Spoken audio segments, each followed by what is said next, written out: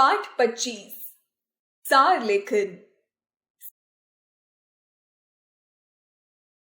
Summary writing. सार का अर्थ है मुख्य या केंद्रीय भाव। किसी गद्यांश, अनुच्छेद, लेख, घटना आदि के विषय में संक्षेप में लिखना ही सार लेखन कहलाता है। सार लेखन के समय निम्नलिखित बातों का ध्यान रखना चाहिए। अनुच्छेद अथवा लेख को 2-3 बार ध्यानपूर्वक पढ़ना चाहिए। लेख, अनुच्छेद के मुख्य बिंदुओं को रेखांकित कर लेना चाहिए। अपनी भाषा में सार लिखने का प्रयास करना चाहिए।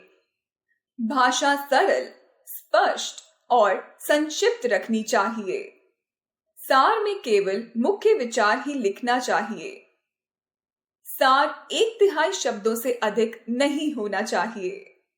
सार का शीर्षक संक्षिप्त व उपयुक्त होना चाहिए। आइए सार लेखन के कुछ उदाहरण देखें। 1. किसी ने सच ही कहा है कि तंदुरुस्ती 1000 नियामत है। यदि हम स्वस्थ हैं तो हमारा हर क्षण उल्लास से भरा होता है।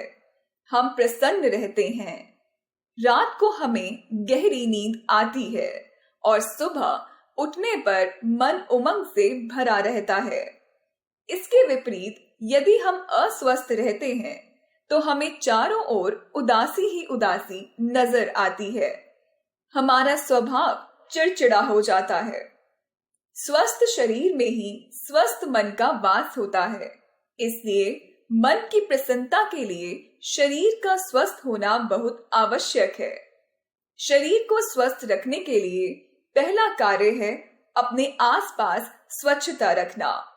हमारी त्वचा में छोटे छोटे छिद्र होते हैं। इन छिद्रों से पसीना निकलता है।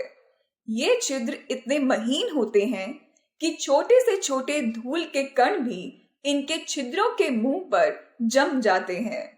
यदि प्रतिदिन स्नान करके हम अपने शरीर की सफाई न करें तो ये छिद्र बंद हो जाते हैं और पसीना निकलने में रुकावट होती है। इससे शरीर की गंदगी बाहर नहीं निकल पाती और अंदर ही अंदर अनेक रोग पनपने लगते हैं। सार: मन को स्वस्थ तथा प्रसन्न रखने के लिए शरीर का स्वस्थ होना अनिवार्य है।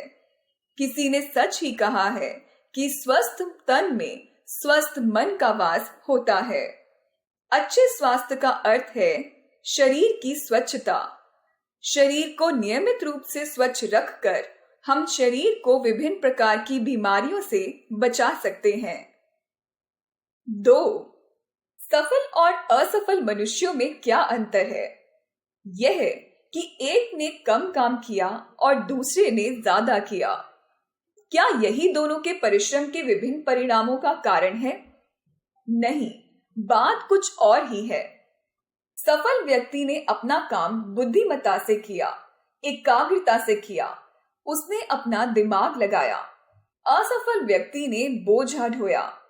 ऐसे लोग काम तो बहुत करते हैं, लेकिन वे बुद्धि का उपयोग नहीं करते। उनके श्रम और उनके फल को देखकर दया आती है। वे परिस्थितियों को पकड़े रहते हैं। वे यह नहीं जानते कि अवसर से किस तरह लाभ उठाना चाहिए। उनमें वह योग्यता नहीं होती जिससे वे असफलता को सफलता में बदल दें। सार: जो लोग अपनी बुद्धि का उपयोग नहीं करते और लगन से काम नहीं करते, वे असफल हो जाते हैं और उनका श्रम बेकार चला जाता है। ऐसे लोग मात्र परिस्थितियों के दास होते हैं। वे अवसर से लाभ उठाना नहीं जानते।